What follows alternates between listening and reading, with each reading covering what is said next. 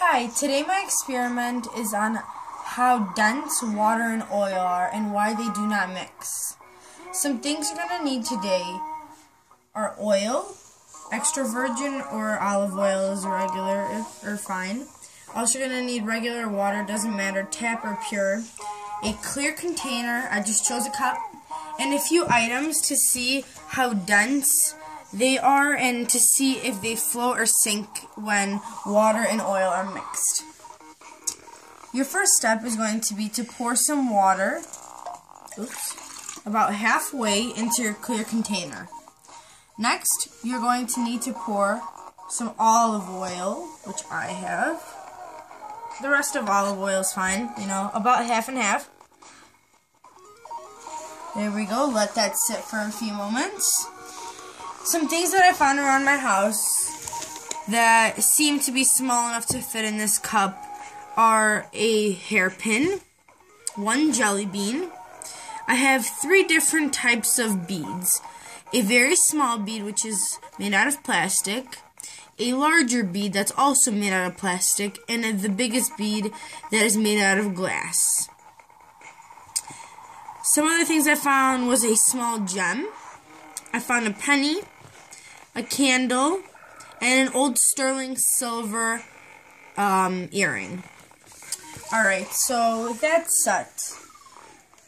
The density of olive oil is 800 to 920 p. Also, the water density is 1000. We're going to first test our hairpin. If this floats, that means it is less dense than water, which is 1000 p. That's sunk, so that is over 1000 p. Next, we have our wax candle. That one floats. It does not touch the water because wax seems to be lighter and less dense than water. It's almost the equivalent to oil, which is 800 and 920. Next, we have our sterling silver earring. That also sinks, which is sterling silver is more dense than water. Next, we have a jelly bean made out of sugar. That also sinks because sugar is more dense than water. Our penny seems to be very dense also, so from my speculations that it will sink. Yep, and that one sank like a rock. Now, next we start off with some light things. Oops. This is made out of plastic. This seems to touch the water and also not sink. That means it's in the middle of 800 and 900 p, which is of course less than water, which is 1000. Next we have the larger of the beads, of the plastic beads. Oops. Alright, this also touches the water but does not float nor does it sink. We have a tinier bead, and I believe that this one will float. Yep, this float. Oh.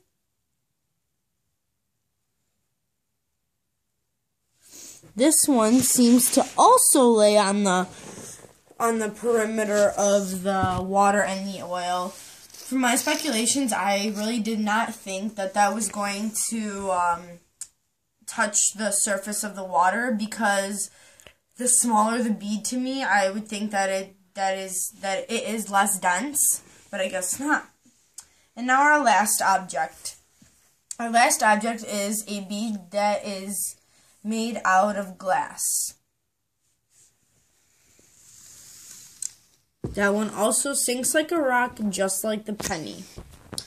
Now that all of our objects have settled, we have about 4 objects that float primarily, and the other 6 objects that sink.